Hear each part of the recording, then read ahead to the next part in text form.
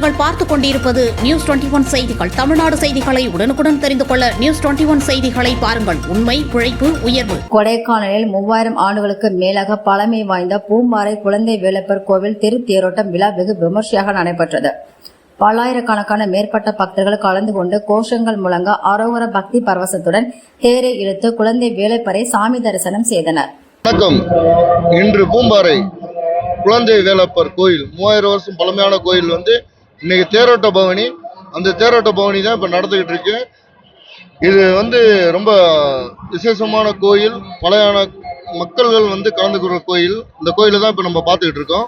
மலைகளின் இளவரசி என்று அழைக்கப்படும் கொடைக்கானலில் பழனி தண்டாயுதபாணி கோயிலில் உப கோயிலான 3000 ஆண்டுகளுக்கும் மேலாக பழமை வாய்ந்த குழந்தை வேலப்பர் கோவில் பூம்பாறையில் அமைந்துள்ளது.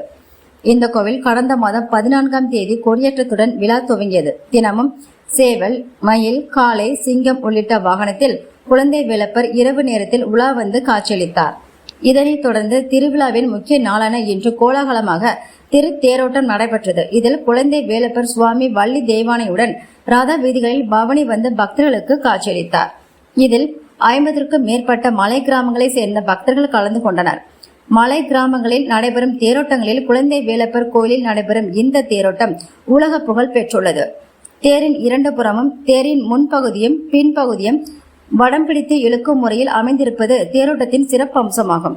இந்த தேரை வடம் பிடித்து இழுக்கும் போது பக்தர்கள் தேரின் முன்பு அரோகர கோஷங்களுடனும் அங்க பிரஸ்தானம் செய்தும் 1000 கணக்கான தேங்காய்களை தேரின் சக்கரத்தில் உடைத்து பாரம்பரிய முறையில் பழங்கால வாத்தியங்கள் மற்றும் பல்வேறு இசைகள் இசைத்த மலைகளை தூவியும் தேர் பவனி வெகு விமர்சையாக நடைபெற்றது.